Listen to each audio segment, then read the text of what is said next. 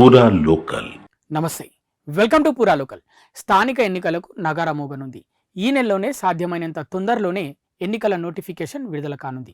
బీసీలకు 42% చొప్పున రిజర్వేషన్లు కేటాయించాలని తాజా కేబినెట్ సమావేశంలో నిర్ణయించిన నేపథ్యంలో తెలంగాణ పంచాయతీరాజ్ చట్టం 2018లో పలు సవరణలు చేసి ఆర్డినెన్స్ రూపంలో గవర్నర్ ఆమోదం పొందాలని, వెనువెంటనే ఎన్నికల ప్రక్రియను ప్రారంభించాలని నిర్ణయించారు. రిజర్వేషన్ల పెంపునకు సంబంధించి తెలంగాణ పంచాయతీరాజ్ చట్టం 2018లోని సెక్షన్ 285లో పలు సవరణలు చేస్తూ ఫైలును రూపొందించారు. దాన్ని ఏ క్షణమైన గవర్నర్కు పంపే అవకాశం ఉందని అధికారులు చెబుతున్నారు. గవర్నర్ ఆమోదిస్తే వెంటనే ఆర్డినెన్స్ జారీ అవుతుంది. సోమవారం నాటికే ఆర్డినెన్స్ వస్తుందని అంచనా వేస్తున్నారు.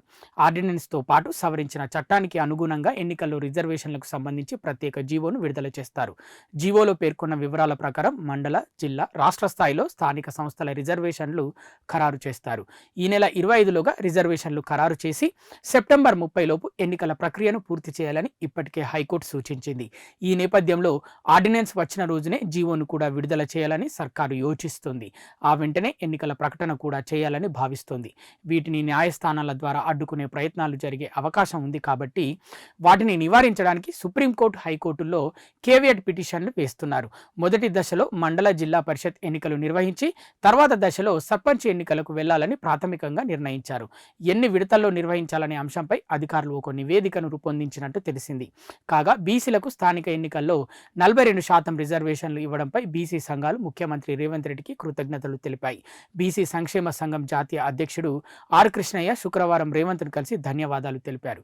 ఈ సందర్భంగా ఆయన ఆర్డినెన్స్తో పాటు జీవోను ఒకేసారి విడుదల చేయాలని సూచించారు. న్యాయపరమైన సమస్యల గురించి కూడా చర్చించారు.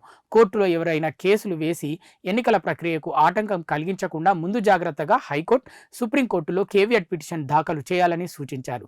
సీఎం రేవంత్ సానుకూలంగా స్పందించారు. ఎన్నికలకు సంబంధించి ప్రభుత్వం చర్యలను ప్రారంభించడంతో క్షేత్రస్థాయిలో రాజకీయం వేడెక్కుతోంది. అన్ని పార్టీల చూపు స్థానిక ఎన్నికల మీదకు మళ్లింది. అధికార పార్టీ మంత్రులు, ఎమ్మెల్యేలు, కార్పొరేషన్ చైర్మన్లు అంతా స్థానికంగానే ఎక్కువ సమయం గడుపుతున్నారు. మంత్రులు, ఎమ్మెల్యేలు శంకుస్థాపనలు చేయడంతో పాటు అభివృద్ధి కార్యక్రమాల్లో పాల్గొంటున్నారు.